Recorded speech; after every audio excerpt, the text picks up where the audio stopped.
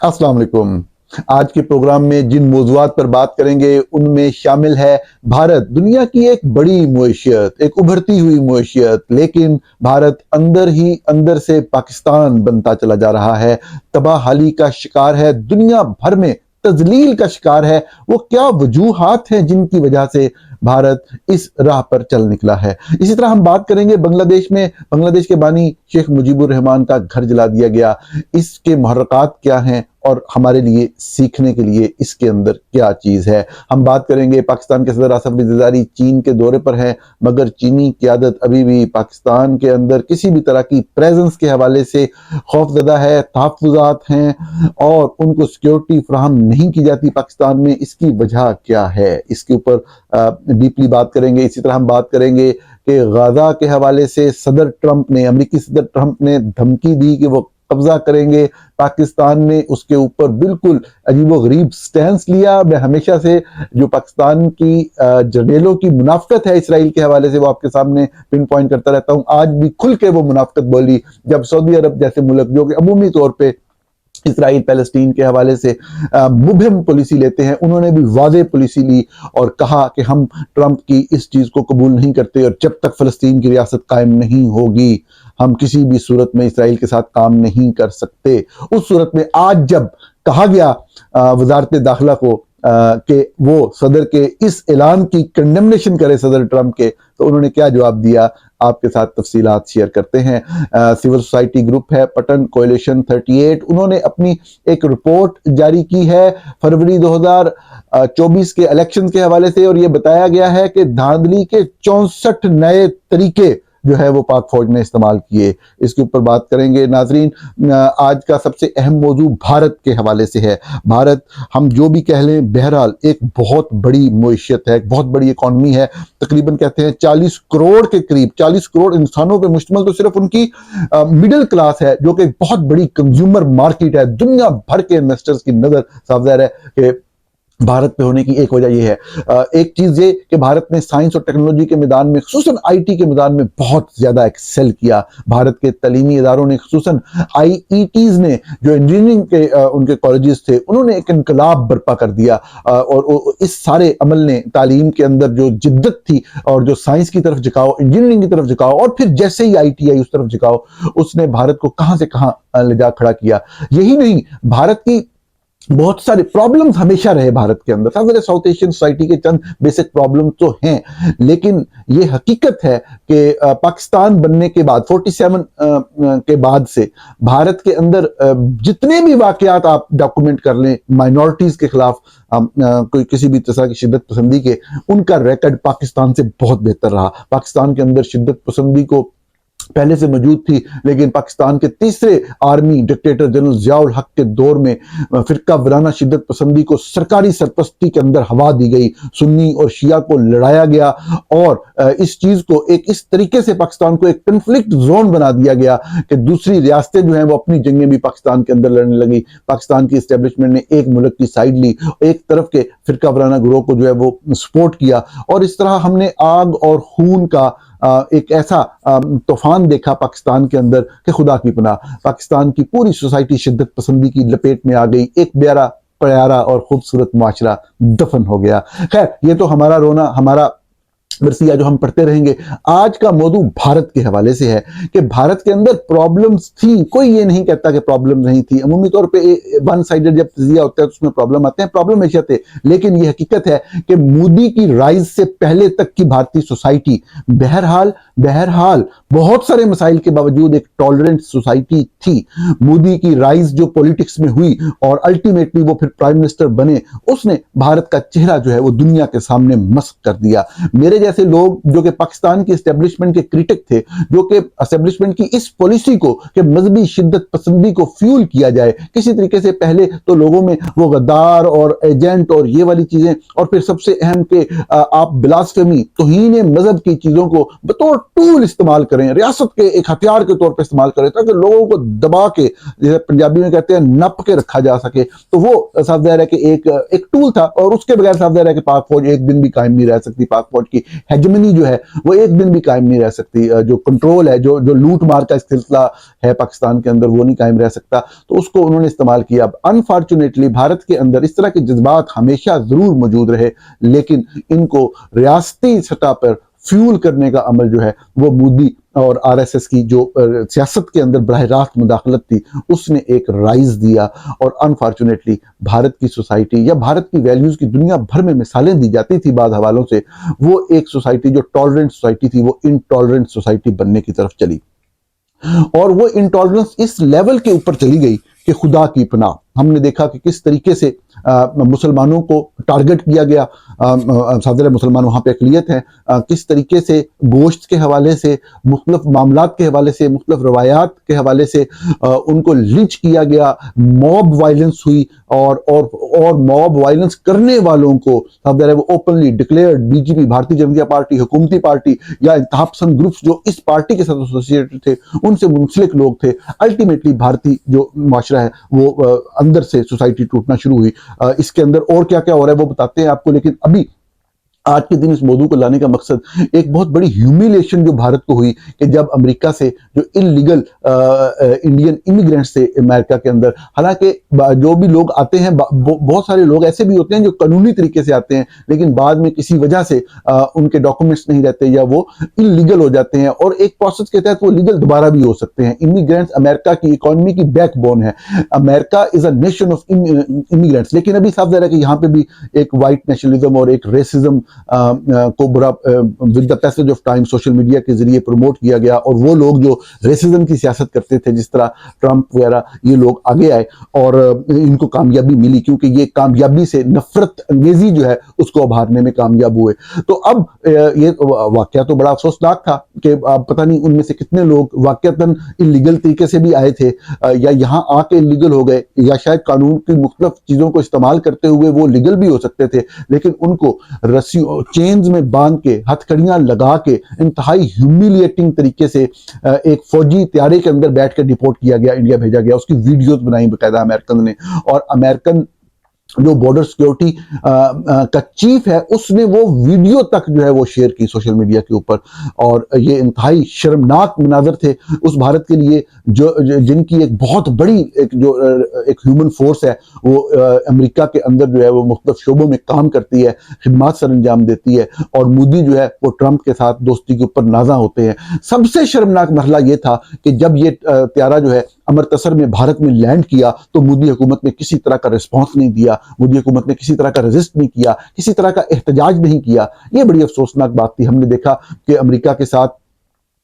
Colombia جیسا ملک جو ایک چھوٹا سا ملک ہے، اور صاف ظاہر ہے کہ اس کے ڈرگ کارٹلز اور اس طرح کے بڑے مسائل ہیں، اور صاف ظاہر ہے بہت سارے حوالوں سے وہ امریکہ پہ ڈیپینڈنٹ ہوتے ہیں، لیکن جب امریکہ نے یہاں پہ غلط طریقے سے پریزیڈنٹ ٹرمپ نے جن لوگوں کو جن کولمبینز کو یہاں سے ڈیپورٹ کیا، جو طریقہ کار اپنایا وہ غلط تھا، وہ ہیومیلیٹنگ تھا، تو انہوں نے مکمل احتجاج کیا، اسٹیٹمنٹ جاری کی، بات کی، مطلب معاملات جو ہیں ان کو ایک نہج پر لا کر جو ہے وہ آگے بڑھایا گیا۔ لیکن بھارت صاف ظاہر ہے کہ ایک بین الاقوامی سطح پہ اس سے بڑی تذلیل نہیں ہو سکتی کہ جس ہیومیلیٹنگ طریقے سے سینکڑوں بھارتیوں کو چینز میں باندھ کے اور ہتھ کڑیاں لگا کے اور ان کو ریسٹ روم تک اجازت کرنے کی کہتے ہیں 2 دن تک اجازت دی، جو انٹرویو سامنے آ رہے ہیں، اور بڑے ہی ہیومیلیٹنگ طریقے سے ٹریٹ کیا امریکن بارڈر سیکیورٹی فورسز نے۔ یہ یقینی طور پہ بھارت کی تاریخ کا ایک بڑا ہی شرمناک واقعہ تھا۔ لیکن بات یہ ہے کہ آج کے موضوع کی وجہ صرف اس واقعے کے اوپر آپ کی توجہ دلانا نہیں ہے، آپ کو یہ بتانا مقصود ہے کہ کس طریقے سے جو بھارتی ہیں، ایک بڑی قوم، ایک بڑی نیشن، جو لوگ مجھے سنتے ہیں ان کو پتہ ہے کہ میرا جو پاکستان کے اندر ایک خاص طرح کا تعصب پایا جاتا ہے، نفرت پائی جاتی ہے بھارت کے حوالے سے، میری وہ کبھی بھی نہیں رہی، اور میں بہت سارے حوالوں سے بھارت کے لوگوں کا فین ہوں، اگرچہ آپ بھارت کی ریاست کے حوالے سے مودی کے آنے کے بعد سے میرے خیالات تبدیل ہوئے، اس سے پہلے تو میں مثال دیا کرتا تھا 90s کے اندر، 2000s کے اندر، کہ یہ اسلام کے نام پہ ملک بنا ہے، پورے ملک میں اسلام کے نام پہ آگ لگی ہوئی ہے، وہ دیکھو وہ اچھے رہ گئے، وہ مسلمان جو بھارت میں رہ گئے سکون کی زندگی تو گزار رہے ہیں، لیکن مودی نے ہم جیسے لوگوں کو بھی شرمندہ کر دیا، ایک جو ہے ایکسٹریمزم کی ایک لہر لا کے، اور اس کو سرکاری سطح کے اوپر پیٹرونائز کر کے، اور گھر واپسی اور پتہ نہیں کیا کیا گن مچایا۔ لیکن انٹرنیشنل لیول کے اوپر ہم یہ دیکھتے ہیں کہ یہ صرف واحد جگہ نہیں، ہم نے دیکھا ابھی بنگلہ دیش کے اندر جو بھی ہوا، جس ذلت آمیز طریقے سے بھارتیوں کو وہاں سے نکالا گیا، مطلب اس کو رنگ دینے کی کوشش کی گئی کہ ہندوؤں کو نکالا گیا ہے جو بھی ہے، لیکن بنیادی طور پہ جو اوورآل जो एक एक्शन था ढाका के अंदर, वो बेसिकली इंडियन बैक्ड जो पॉलिटिकली मतलब जो डिप्लोमेटिक पॉइंट ऑफ व्यू से जो इंडियन बैक एलिमेंट्स थे या फोर्सेस थे उनको मतलब है कि ह्यूमिलिएट किया गया या वहां से निकाला गया। ये भारत की खारजा महाज के ऊपर बहुत बड़ी शिकस्त थी ऑब्वियसली। इसी तरीके से हम देखते हैं, आपको पता होगा कि कनाडा के अंदर आपको पता है कि किस तरीके से जो एक कत्ल हुआ एक सिख रहनुमा का, उसके अंदर पूरी इन्वेस्टिगेशन करके उन्होंने जो है उसको अनर्थ कर दिया और पता लगा कि वो भारतीय हुकूमत बराह रास्त जो है मुलव्वस है बैनुल अक़वामी सतह के ऊपर किसी जुर्म में मुलव्वस होने के हवाले से। ये एक बहुत बड़ा जो है वो एक सेटबैक था। मैं बुनियादी तौर पे इसी तरीके से हम देखते हैं कि ये जो कनाडा में वाक़या हुआ इसमें अमेरिका की एजेंसियों की इन्वॉल्वमेंट थी। इसी तरह अमेरिका के अंदर जो है वो सिख रहनुमाओं पे हमले की प्लानिंग की जा रही थी भारतीयों की तरफ से और भारतीय स्टेट एजेंट्स की तरफ से। ये बड़ा खौफनाक और खतरनाक मामला था और ये साफ ज़रा ये सामने आया और ये डिस्क्लोज हुआ। यहाँ पे भी भारत को जो है वो जिल्लत की जो है एक सामना करना पड़ा। इसी तरीके से हम देखते हैं कि ऑस्ट्रेलिया के अंदर आप चले जाएं कि ऑस्ट्रेलिया के अंदर भी भारत के खिलाफ भारतीय कम्युनिटी भारतीय गवर्नमेंट के एक्शन के खिलाफ बहुत शदीद नफरत पाई जाती है। ओवरऑल आपके अगर कोई भी लोग ऑस्ट्रेलिया में मुकीम हो, ओवरऑल आप अगर कम्युनिटी के पॉइंट ऑफ व्यू से बात करें तो ऑस्ट्रेलिया के अंदर ओवरऑल एक नए लेवल पे है हेटर्ड इंडियंस के अगेंस्ट। और उसकी वजह साफ ज़ाहिर है कि इंडियन हुकूमत की जो पॉलिसियां और उनका टूवर्ड्स इंटरनेशनल कम्युनिटी एक जो एक गलत एटीट्यूड है, यकीनी तौर पे वो है वो अपने आप को बहुत जल्दी बहुत बड़ी मतलब हेजमनी वाली स्टेट समझना शुरू हो गए और पूरी दुनिया में कार्रवाइयां शुरू कर दी और अब साफ ज़ाहिर है कि जिल्लत और तजलील का शिकार हैं। इसी तरीके से मैं देख रहा था कि जो चीन के साथ इनका मामला था वो भी उन्होंने थप्पड़ मार के इनको भगा दिया, जो जिस इलाके के ऊपर वो मामला था। ये भी बैनुल अक़वामी सतह पे एक जो है तजलील। अब इसकी वजह क्या थी? पूरी दुनिया के अंदर एक बड़ी इकोनॉमी, एक बड़ी मईशत, एक आगे बढ़ता हुआ मुल्क इस तरीके से बैनुल अक़वामी तन्हाई का शिकार होने की तरफ जा रहा है, तजलील का शिकार है। तन्हाई का शिकार हो या ना हो, साफ ज़ाहिर है कि उनकी इकोनॉमी या उनकी मिडिल क्लास की इतनी वर्थ है कि दुनिया को वहां से कुछ चाहिए तो दुनिया रब तल्लुक उस तरह तो नहीं तोड़ती, लेकिन साफ ज़ाहिर है तजलील का शिकार तो हम सबके सामने हुआ। इसकी वजह क्या है नाज़रीन? इसकी जो वजह है वो सिर्फ और सिर्फ ये है कि भारत के अंदर मोदी सरकार ने लोगों के घर बसवार किए। लोगों को जो मुसलमानों के अक़लियतों को किस तरीके से आपको मालूम है कि निशाना बनाया गया। हमने देखा कि किस तरीके से जो मकबूजा कश्मीर के अंदर जो भारतीय कंट्रोल के अंदर कश्मीर था, जब उसके ऊपर मामला हुए तो किस तरीके से आज के दिन तक बगैर ट्रायल के 5-5, 6-6 साल हो गए हैं लोग जेलों में पड़े हुए हैं। किस तरीके से जो कश्मीर के मुतल्लिक लोग थे उनको वो किया गया। हमने देखा पाकिस्तान के अंदर जो है बाद लोगों को टारगेट करने के हवाले से मतलब है कि इल्जामात लगे। मैं तो उन लोगों में से हूँ जो तो समझते हैं टेररिस्ट के खिलाफ जहां भी एक्शन हो जिस तरह से भी हो उसको अप्रिशिएट किया जाना चाहिए। लेकिन बहरहाल ये बात भी अपनी जगह मानने की है कि जो बैनुल अक़वामी कवानीन है उनकी खिलाफ वर्जी के अंदर भारत मुलव्वस था। जो बंदा मारा गया बाराकू में इस्लामाबाद के करीब, बेसिकली वो इंडियन था, वो कश्मीर का था, वो पाकिस्तान में क्या कर रहा था, इसलिए पाकिस्तान इधर आके रह रहा था कि वो कि वहां पे मामला जो है वो भारत के कंट्रोल से बाहर थे। मतलब एक दूसरा एंगल गुफ्तगू का यकीनी तौर पे ये भी है, भारत के अंदर किस तरीके से सहाफियों के ऊपर हमले किए जाते हैं, किस तरीके से लोगों को गायब कर दिया जाता है। मतलब भारत अंदरों अंदर पाकिस्तान पूरी तरह बनने को तैयार है। पाकिस्तान की तबाही, पाकिस्तान को खत्म होता हुआ नहीं देख रहे कि बलूचिस्तान इधर जा रहा है, सिंध इधर जा रहा है, खैबर पख्तूनख्वा जो है वो पश्तून अपना फैसला कर रहे हैं, उनके जरगे इसलिए रोके जा रहे हैं। मतलब खुद आपको पता होगा हमारे साथी खुद बैठ के ये कहते रहे हैं चैनल के ऊपर। मैंने तो जो भी कहा या रिपोर्ट किया या तबसरा किया अलग है, एस्टेब्लिशमेंट के करीब साथी ने ओपनली कहा कि ये अलहदगी की तरफ जा रहे हैं। तो मतलब ये मैं अपनी बात नहीं कर रहा, मतलब मैं पाकिस्तान के काबिल एहतराम बड़े बड़े नामों की बात कर रहा हूँ, उन्होंने खुद कहा। तो ये हकीकत तो भारत को ये नजर नहीं आ रहा। अब वो पाकिस्तान बनने के राह के ऊपर वो गामजन है और साफ ज़ाहिर है कि जो जुल्म जिस तरीके से मीडिया को क्रश करके खत्म कर दिया गया, इंडिपेंडेंस वाइटर्स को खत्म कर दिया गया भारत के अंदर से, तो उसका अल्टीमेट रिजल्ट जब आप इस तरीके से मतलब रजीम बनते हैं तो अल्टीमेट रिजल्ट वही होता है, आपको एक इंटरनेशनल ह्यूमिलिएशन का सामना करना पड़ता है जो दीगर ममालिक ने भी अपने अपने वक्त में फेस की। लेकिन भारत जैसे मुल्क एक बड़ी इकॉनमी के लिए ये होना यकीनन अफसोसनाक है। मैं इसको कोई ये नहीं कह रहा कि जी कोई पॉइंट स्कोरिंग नहीं कर रहा, ये अफसोसनाक है। मुझे दुख है इस बात के ऊपर कि एक अच्छे लोगों का मुल्क, एक अच्छा मुल्क जो है वो किस तरीके से तजलील का शिकार है दुनिया के कोने कोने में। नाज़रीन अगले मौजू की तरफ चलते हैं और ये मौजू है कि बांग्लादेश के अंदर बांग्लादेश के शहरियों ने बानी शेख मुजीबुर रहमान का घर का आबाई घर کو وہ گھر جو کہ علامت تھی، جو جس طرح سے ہمارے ہاں پاکستان کے لیے محمد علی جناح قائد اعظم کی کوئی بھی چیز، کوئی بھی گھر، کوئی بھی یادگار ہمارے لیے ایک اہمیت کی حامل ہوگی، اسی طریقے سے وہ ایک اہمیت کی یادگار تھی، لیکن اس کو جلا کے بوسن کر دیا گیا۔ موضوع منتخب کرنے کا مقصد یہ ہے کہ تاریخ کو تھوڑا سا سٹریٹ کیا جائے، کیونکہ میں بڑی مضحکہ خیز چیزیں جو ہے سوشل میڈیا پہ دیکھ رہا ہوں، اور وہ چیزیں کچھ اس طرح کی ہیں ناظرین کہ بعض لوگ یہ کہتے ہیں کہ دیکھا نا یہ جو لوگ باتیں کرتے تھے شیخ مشیب کے حق میں اور یہ وہ، تو دیکھیں یہ اب کیا ہو گیا، یہ اب سارا پلٹ گیا۔ تو ناظرین بات یہ ہے کہ بیسیکلی بنگلہ دیش کے معاملات کے حوالے سے بھارت اپنی مرضی کی چیزیں نکال رہا ہے، پاکستان اپنی مرضی کی چیزیں نکال رہا ہے۔ پاکستان کے اندر کوئی بنگلہ دیشی فوج کے افسران بھی آئے، ان کی کوئی فوٹو سیشن تصویریں بھی ہوئیں۔ میں آپ کو بالکل ذمہ داری سے بتا رہا ہوں کہ یہ سارا تاثر پاکستان کے اندر بھی غلط دیا جا رہا ہے۔ بنگلہ دیش میں جو ہو رہا ہے اس کے اوپر بات کرتے ہیں۔ جو پاکستان میں تاثر دیا جا رہا ہے وہ اس لیے بالکل بے بنیاد اور غلط ہے کہ بنگلہ دیش کے لوگ، آپ دنیا میں کسی بھی جگہ پہ چلے جائیں، میں بڑے عرصے سے امریکہ میں مقیم ہوں، آپ کو جو آپ کہہ لیں کہ جو آپ کو نفرت یا ایک حقارت کا احساس کسی بھی بنگلہ دیشی کے ساتھ مل کے، مطلب بعض لوگ تھوڑے سے ریلیجس ہوتے ہیں، وہ تھوڑا سا ایک پوزیٹیو جسچر ضرور رکھ لیتے ہیں، لیکن یہ حقیقت ہے کہ ان کے دلوں میں وہ جو مظالم کی ایک داستان ہے جو ان کے بزرگوں نے ان کو سنائی ہے، جو کہ سچ پہ مبنی، وہ کبھی بھی کسی بھی صورت میں دور نہیں ہوئی، آپ کبھی بھی اس کو نہیں کر سکتے۔ لیکن تاریخ کے اندر بہت سارے محرکات ہوتے ہیں، بہت سارے واقعات، کسی ایک واقعے کی بنیاد کے اوپر آپ رائے سازی یا ایک اوپینین یا ایک اصول نہیں بنا سکتے۔ بنیادی طور پہ شیخ مجیب الرحمان نے خود بھی، اور ان کے بعد جب ان کی بیٹی کو اقتدار ملا تو اس نے بھی ظلم کی تمام انتہائیں پار کر دیں۔ انہوں نے بھی ٹارچر سیلز بنائے، خفیہ جیلیں بنائی، لوگوں کو مروایا، لوگوں کے اوپر ظلم کے وہ انتہا کی کہ آپ اندازہ نہیں کر سکتے۔ حالانکہ جب حسینہ واجد وزیر اعظم تھیں تو ان کے دور میں اکانومی نسبتاً بہتر ہوئی ماضی کے ادوار کی نسبت، لیکن اس کے باوجود جو ظلم ہوتا ہے، جو ستم ہوتا ہے، جو عوام کو دبانے کا سلسلہ ہوتا ہے، کوئی بھی ڈکٹیٹر، چاہے وہ پولیٹیکل ڈکٹیٹر ہو، چاہے وہ ملٹری ڈکٹیٹر ہو، جب وہ عوام کے اوپر ظلم اور ستم کرتا ہے تو اس کا ریئیکشن ضرور آتا ہے۔ جو اب ہم دیکھ رہے ہیں میں اس سے ایگری نہیں کرتا، میں وائلنس کا قائل نہیں ہوں، لیکن یہ ایک حقیقت ہے کہ بنگلہ دیش کے اندر ڈیموکریسی ایوالو ہو رہی ہے، اور ان واقعات کو ہمیں اسی تناظر میں دیکھنا ہے۔ بنگالی وہ بھی کبھی نہیں بھول سکتے جو ظلم ان کے ساتھ اور ان کی ایک پوری نسل کے ساتھ، اور خصوصاً ان کے مردوں، نوجوانوں اور ان کی خواتین کے ساتھ کیا گیا۔ اس کے اوپر بات کرنا، اس کے اوپر کوئی ڈیفرنٹ طرح کی اینگلنگ کرنا انتہائی گھٹیا پن ہو سکتا ہے، انتہائی بودا پن ہو سکتا ہے، اور تاریخ سے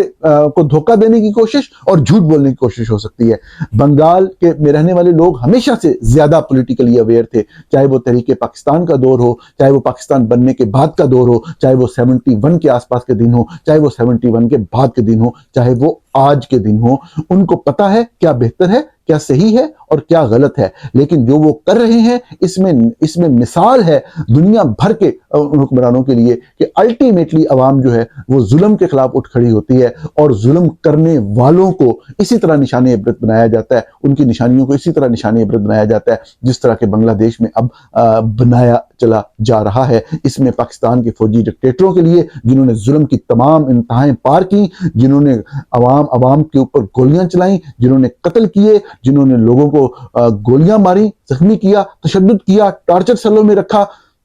جس کی کوئی مثال نہیں ملتی، ان لوگوں کے لیے ایک بہت بڑا سبق ہے۔ ناظرین اپنے اگلے موضوع کی طرف چلتے ہیں، اور یہ موضوع ہے جناب صدر آصف علی زرداری چین کے دورے پر ہیں۔ جناب اسحاق ڈار جو کہ نائب وزیر اعظم ہے پاکستان کے، وہ بھی اس دورے کے اندر شامل ہیں۔ پاکستان کی فوج کے نمائندے جو وزیر داخلہ کے عہدے پر تعینات ہیں، محسن نقوی صاحب، وہ بھی جناب اس دورے میں شامل ہیں، اور اس کے مقاصد اور اس کی تفصیلات بہت جلد ہمارے سامنے آئیں گی، لیکن جو اب تک کی تفصیلات ہیں وہ یہی ہیں کہ چائنیز پاکستان کے اندر کسی بھی طرح کی ایکٹیویٹیز کے حوالے سے، کسی بھی طرح کے معاملات کے حوالے سے اپنی سیکیورٹی کو حوالے سے نالاں ہیں۔ یہ پاکستان کے سیکیورٹی آپریٹرز کی ایک بہت بڑی فیلئر ہے۔ میں بار بار ناظرین اس موضوع پہ بات کرتا ہوں، ہمارا کام ہی صحافیوں کا یہ ہوتا ہے کہ آپ جو بھی چیز دیکھ رہے ہیں ایوانے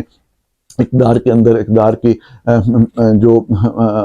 کے جو مراکز ہیں ان کے حوالے سے جو بھی چیز غلط ہو رہی ہے اس کو رپورٹ کیا جائے۔ بعض اوقات لوگ جو ہے وہ اس کو ایک خاص رنگ دینے کی کوشش کرتے ہیں، لیکن یہ ہے کہ جو سچ ہے وہ بولا جانا چاہیے، اور بار بار بولا جانا چاہیے۔ پاکستان کی موجودہ ملٹری قیادت، میں نام لوں گا army chief general Asim Munir, ان کی قیادت کے اندر جو بھی ایک ملٹری اسٹریٹجی تھی وہ مکمل طور پہ فیل ہوئی ہے۔ پاکستان ترین دہشت گردی کا شکار ہے۔ روزانہ کی بنیاد کے اوپر 40-50 لوگ جو ہیں وہ دہشت گردی کے حملوں میں، خیال کیجئے گا اس میں وہ فگر شامل نہیں ہے جو کہ لوگ کسی کرائم کے نتیجے میں، کسی دشمنی کے نتیجے میں، لڑائی کی وجہ سے یا کسی ایکسیڈنٹ میں مارے جاتے ہیں۔ اس کے اندر دہشت گردی سے ریلیٹڈ انسیڈنٹ شامل ہیں۔ اس طرح کی ایوریج بن جاتی ہے بعض اوقات کہ وہ 40-50 آپ کو لگتا ہے کہ روزانہ کی بنیاد پہ شاید مر رہے ہیں۔ روزانہ کی بنیاد کے اوپر جو ہے وہ ایک دو بڑے دہشت گردی کے حملے ہو رہے ہیں۔ سب سے اہم چیز کہ ہمارا دوست، ہمارا ہمسایہ چین، جس کی پاکستان کے اندر بہت سارے انٹرسٹ ہیں، ان کے اپنے انٹرسٹ ہیں، میں یہ نہیں کہتا کہ وہ کوئی بہت ہی زیادہ ہمارے ساتھ مخلص ہیں، ہمارے بھی انٹرسٹ ہیں، ان کے بھی انٹرسٹ ہیں، اور جب اس طرح کامن انٹرسٹ ہو، ملکوں کے درمیان کامن انٹرسٹ ہی ہوتے ہیں، تو آپ پوری طرح کوشش کرتے ہیں کہ آپ ان کو ہر طرح سے سیکیورٹی فراہم کریں، لیکن پاکستان کے اندر چائنیز کو اس طریقے سے سیکیورٹی فراہم نہیں کی جاتی۔ ناظرین، سمجھنے والے سمجھتے ہیں اس کی اصل وجہ بیسیکلی پاکستان کا امریکن بلاک کو، امریکن ہیجمنی کو، امریکہ کے ساتھ جو فوج کا اور ایک خاص تعلق ہے اس کو ختم نہ کرنا کی نیت شامل ہے۔ امریکہ کو پرائرٹی دینے کی سوچ شامل ہے پاکستانی آرمی جرنیلوں کی، ادروائز سیکیورٹی فراہم کی جا سکتی ہے۔ میں آپ کو صرف یہی چیز کہنا چاہ رہا تھا کہ بنیادی طور پہ جو ایک جھکاؤ ہے جی ایچ کیو کا پینٹاگون کی طرف، اور ایک جو ریلیشن شپ ہے لانگ ٹرم، اور جو صاف ظاہر ہے کہ ایک وفاداریوں کا سلسلہ ہوتا ہے، اس وجہ سے کبھی بھی یہ چائنا کو اس طرح سے پاکستان کے اندر کہتے جو مرضی رہیں، کبھی بھی یہ جو سویلین قیادت ہے، چاہے وہ نواز شریف ہوں، عمران خان ہوں، یا جس طرح آصف علی زرداری بولا کھل کے سی پیک کے منصوبے کے آغاز کے دنوں سے لے کے اب تک چائنا کے ساتھ دوستی اور چائنا کے ساتھ مل کر چلنے کی بات کرتے ہیں، یہ فوجی جرنیلوں کو کبھی بھی پسند نہیں آتی، اسی لیے چائنا کو سیکیورٹی تو خیر کبھی فراہم نہیں ہوگی۔ اسی موضوع کو آگے لے کے چلتے ہیں امریکہ کی طرف جھکاؤ کے حوالے سے۔ سینئر صحافی ہیں جناب اعزاز سید، اور انہوں نے جو ٹویٹ کیا ہے، میں پہلے وہ ایز اٹ از آپ کو پڑھ کے سنا دوں اور پھر ہم جو ہے وہ آگے بات کرتے ہیں۔ اعزاز سید لکھتے ہیں، Pakistan avoids, I quote Azaz Syed, his tweet, Pakistan avoids clearly rejecting the POTUS formula. POTUS Twitter account ہے امریکہ کے صدر کا، President of the United States, formula to take over Gaza. Foreign Office spokesman شفقت صاحب جو ہیں says Pakistan stand with Palestinian and want what they want. تو جب ان کو اصرار کیا گیا کہ جو قبضے کا اعلان کیا ہے صدر ٹرمپ نے، پوری دنیا بول اٹھی ہے، پوری مسلم دنیا بول اٹھی ہے، آپ کی ریاست بھی اسلام بیچتی ہے، اسلام کے نام پہ انتہا پسندی بیچتی ہے،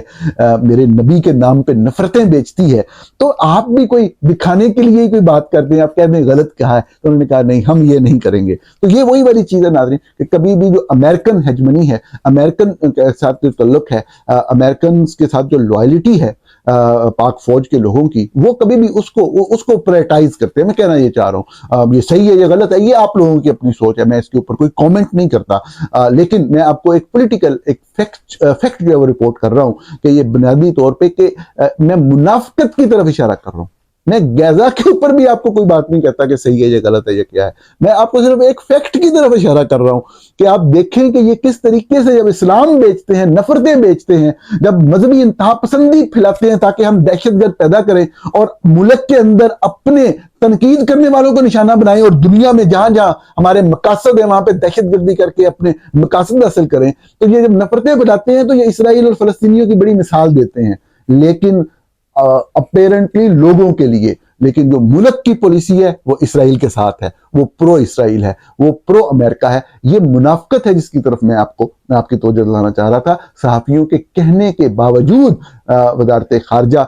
کے اسپوکس مین نے، جو کہ انڈر انسٹرکشن ہوتا ہے جی ایچ کیو کے، اس نے کنڈیمنیشن نہیں کی، کلیئرلی ریجیکٹ نہیں کیا صدر ٹرمپ کے غزہ کی سٹرپ کے اوپر قبضہ کر کے وہاں پہ اپنی کوئی سیاحتی بلڈنگ بنانے کا اور اس کو ایک پراپرٹی، ایک ریئل اسٹیٹ کے طور پہ یوز کرنے کا۔ تو یہ بہت ہی افسوسناک پہلو، ہمیشہ سے پاکستانی فوج کا اسرائیل کے ساتھ ایک خفیہ تعلق، ایک خفیہ لو افیئر رہا، اس کو مسلسل رپورٹ کرتے رہے، آئندہ بھی رپورٹ کرتے رہیں گے۔ ناظرین، اس سے پہلے کہ میں آپ کو پٹن کی جو کولیشن 38 کی جو لیٹسٹ رپورٹ ہے الیکشن کے حوالے سے وہ سناؤں، میں آپ کو ناظرین صرف ایک لمحہ آپ کا لوں گا، میں آپ کو ایک دردناک کہانی سنانا چاہتا ہوں، صرف 2 لمحے اس کو سنیے گا۔ 49 سال گزر گئے لیکن اسد کی جبری گمشدگی کا وہ منظر آج بھی میری یادوں میں تازہ ہے۔ مجھے اب بھی وہ دن یاد ہے 6 فروری 1976 جب میں گھر کے باہر کھڑا تھا اسد کی گاڑی کے قریب، اور اسد اس میں بیٹھ کر گئے اور اس نے کس رنگ کے کپڑے پہنے تھے، اور پھر وہ اپنے ساتھی احمد شاہ کے ہمراہ جبری گمشدگی کا شکار ہو گئے۔ اس کے بعد ہم نے انہیں کبھی نہیں دیکھا۔ والد صاحب حیدرآباد سازش کیس میں جیل میں تھے۔ جب انہیں اسد کی جبری گمشدگی کی اطلاع ہو گئی تو انہوں نے کہا کہ ایک اسد نہیں، بلوچستان کے تمام شہید میرے لیے اسد جیسے ہیں۔ اس کے بعد یہ سلسلہ آج تک جاری ہے۔ ہزاروں بلوچ فرزندوں کے علاوہ ہمارے قبیلے کے لوگ، سیاسی ساتھیوں اور گھریلو ملازموں تک کو جبری گمشدگی کا شکار بنایا گیا۔ کئی لوگوں کو شہید کر کے ان کی مسخ شدہ لاشیں پھینکی گئیں۔ جبری گمشدگی کے درد کو وہی محسوس کر سکتے ہیں جو اس اذیت سے گزرے ہیں، اور آج بلوچ خواتین جس طریقے سے اپنے پیاروں کی بازیابی کے لیے سڑکوں پر سراپا احتجاج ہیں، میں ان ماؤں، بہنوں اور بیٹیوں کے دکھ اور کرب کو بخوبی محسوس کر سکتا ہوں۔ اینڈ انفورسڈ ڈس اپیرنسز، اور یہ جناب جوید مینگل صاحب کی ٹویٹر کے اوپر تحریر تھی۔ صرف یہ توجہ آپ کو دلوانی تھی ناظرین کہ ایک آدھ صدی سے زیادہ صرف مظالم کی تاریخ ہے، جو مظالم ڈھائے پاک فوج نے بلوچستان میں بلوچ لوگوں کے اوپر، اور ہم لوگ پنجاب میں بیٹھے اور دیگر صوبوں میں بیٹھے خاموش رہے کیونکہ ہمارے اوپر ظلم نہیں ہو رہا تھا۔ نصف صدی کی جب ظلم کی تاریخ ہو، صرف اس لیے کہ ان کے ریسورسز پہ قبضہ کرنا ہے، ان کے قدرتی وسائل کے ذریعے اپنی اکانومی کو آگے لے کے جانا ہے۔ وہ کمزور ہیں، وہ پڑھائی میں، تعلیم میں یا کسی وجہ سے پیچھے رہ گئے، یا ہم نے ان کو پیچھے رکھا چند نوابوں کے ساتھ جو ہے وہ معاملہ طے کر کے۔ تو ظلم ایک آدھ دن کا ہو، ایک آدھا واقعہ ہو تو بات کو ختم کیا جا سکتا ہے۔ نصف صدی کے ظلم کے قصوں کو اس طرح سے نہیں لپیٹا جا سکتا جس طرح بعض لوگ، بعض کم عقل لوگ سمجھتے ہیں کہ لپیٹ لیا جائے گا۔ بلوچستان ایک نئی راہ، ایک نئی منزل کی طرف گامزن ہے۔ ہمیں اس چیز کو سمجھنا ہے، حقیقت کا ادراک کرنا ہے۔ ناظرین، آخری موضوع کی طرف چلتے ہیں۔ یہ جو پٹن ہے انہوں نے رپورٹ جاری کی ہے کہ 64 نئے ذرائع کا استعمال کیا گیا فروری 2018 کے الیکشن میں۔ کچھ حلقوں میں ووٹر ٹرن آؤٹ 100% سے بھی زیادہ تھا، یعنی کہ اس حلقے میں، اس پولنگ اسٹیشن پہ جتنے ووٹ پڑنے تھے اس سے زیادہ ووٹ پڑے۔ اسی طریقے سے پنجاب، کراچی میں رجحان زیادہ پایا گیا۔ الیکشن کمیشن میں سب سے زیادہ تھا کراچی کے اندر جو ہے وہ کراچی کی جماعت کوئی سیٹ نہیں جیت سکی، لیکن ساری ان کو دے دی گئی۔ ایک آدھی پیپل پارٹی کے سامنے آئی، اور اسی طرح پنجاب کے اندر جو